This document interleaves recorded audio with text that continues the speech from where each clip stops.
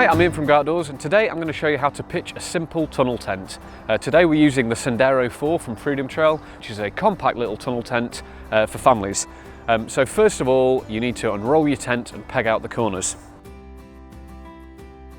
So that's the tent pegged out in the four corners.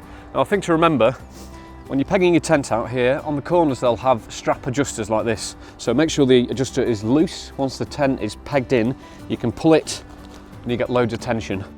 Okay, the next stage is putting the poles into the tent.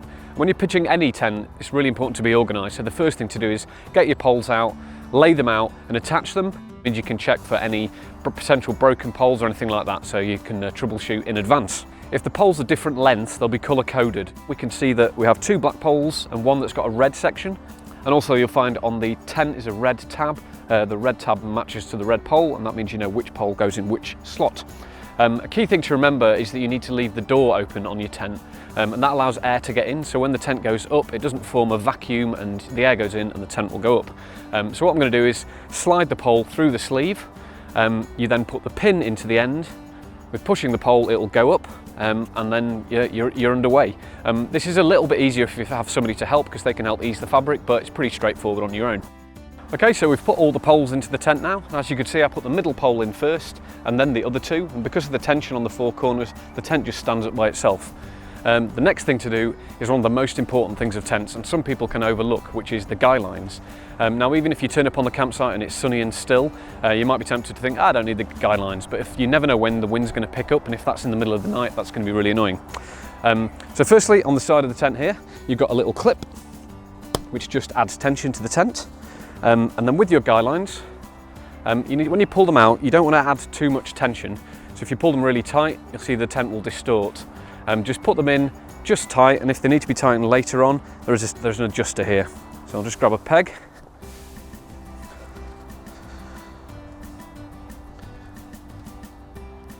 In it goes, nice soft ground. Now we'll move on and put all the guy lines out round the tent.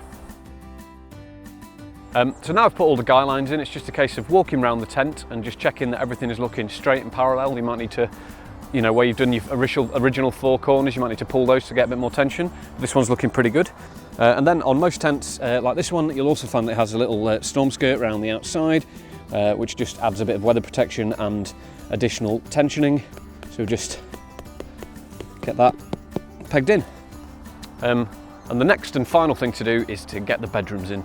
Now what you'll find is when you buy a tent from new, the bedrooms will be unattached, but quite often, unless the tent is wet, once you've pitched it and taken it down, you can just leave the bedrooms in. That means next time you put it up, you erect the tent and the bedrooms will already be clipped in. So we'll go inside the tent and get them stuck in. The bedrooms simply attach by hooking the hook into these little loops. You'll see at the front here there's a red one, there's a yellow one at the back. That will just give you an indication to make sure the hooks are in the right place. So you start at the back corner, work your way round, and then do the front ones, and the bedrooms will be up and you're good to go. So that's the tent pitched. There's one more thing to remember when you're using a tent like this, and this is the venting. There's venting here on the front and at the back. Now venting will help reduce condensation. Condensation is basically produced by the vapour when you breathe, and over the course of a night it condenses on the inside of the tent. So if you use the venting, that will help reduce it. So that was a simple video showing you how to pitch a simple family tent like this one. I hope that's been of help. There's more information online, or ask one of our members of staff in store. Thanks for watching.